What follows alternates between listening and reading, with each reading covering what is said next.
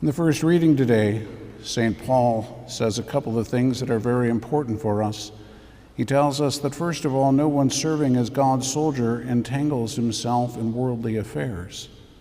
Look at what's going on in the church right now. We have people in Rome, we have lots of bishops and priests who are far more interested in what's going on with the worldly things than they are with the church. They've entangled themselves entirely in worldly things, which is not what the church is supposed to be about. We have to be able to rise above that. But then the next line is the one that's so important for us. And it says that one who enters a contest is not crowned unless he has competed according to the rules. So the temptation always, when we see somebody else doing something that they shouldn't be doing, is to say, well, if it's okay for them to do this, then it's okay for me. No, it's not. If it's not okay, then it's not okay. We have to live according to God's rules, even if other people aren't, even if people in the church aren't. We still have to do what is right. And that's the point that is absolutely critical. If somebody treats us in an unjust way, we still have to maintain not only justice, but charity. That's hard.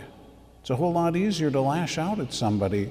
It's a whole lot easier to treat others as they treat you than it is to treat others the way you would want them to treat you. And that's where we have to be very careful of the temptation, because our focus tends to be all too often on ourselves. And when the focus is on ourselves, then we're going to act in erratic ways. But if our focus is on the Lord, and we're striving to do His will, then God is going to give us lots of opportunities to be able to conform ourselves to His will.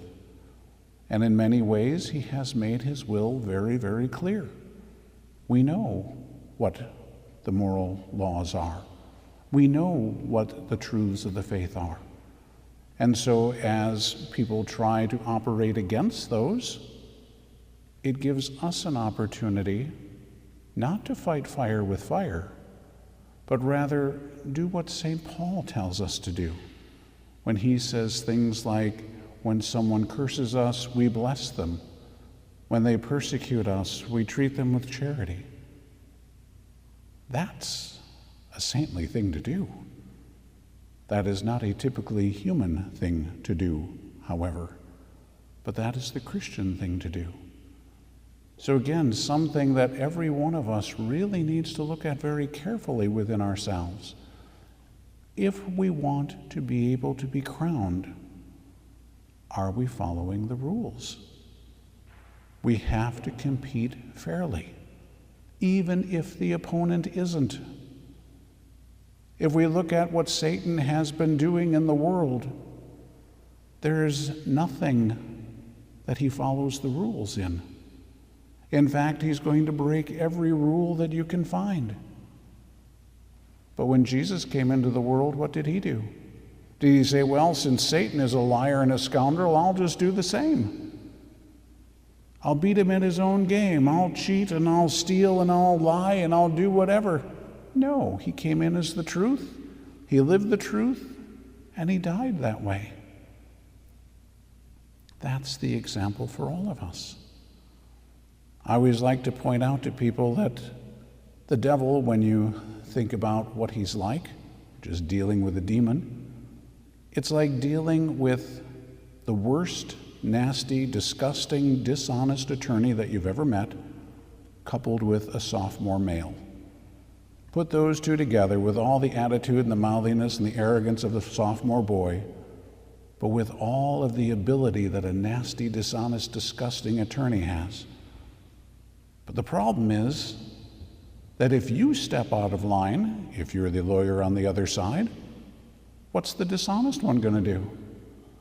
He's going to scream, "Object!" because you were out of line this far. Doesn't matter that he was trampling all over everything. He's going to scream if you get out of line. The devil is a legalist. And so he's going to break every rule in the book. But we can't. And we don't have to. Because we have the fullness of the truth. We have the fullness of charity. We have the freedom of the children of God. We don't need to lower ourselves to his standards. We need to raise ourselves to the Lord's standards. He gave us all the tools that we need. So again, the point is doing it his way rather than doing it our way. And remember, he made that clear. My ways are not your ways. No kidding.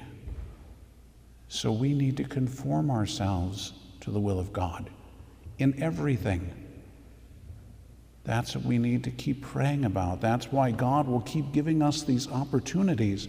Whatever area of virtue he's going to be working on with you, he's going to send people along who will test it. He's going to bring circumstances into your life that are going to test it.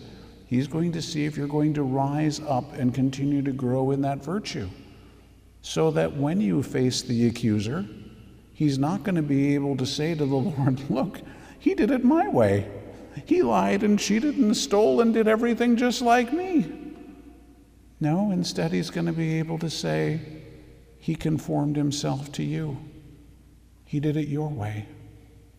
And in doing it your way, he defeated me. In doing it your way, he stomped on my despicable head. That's what we have to be about. Not giving in to Satan's ways, but conforming ourselves to the way of God. So again, something to continually look at in our prayer and to continually strive as we pray these things through to say, how do I become more like Christ? So again, it's not just a matter of following the rules, rather it's uniting yourself with the will of God. In the will of God is perfect freedom. In the will of God is perfect love and perfect truth. That's what we're made for. That's what's going to set us free. That's what's going to bring the victory. That's the example Jesus gave us, and it's the one he wants us to follow.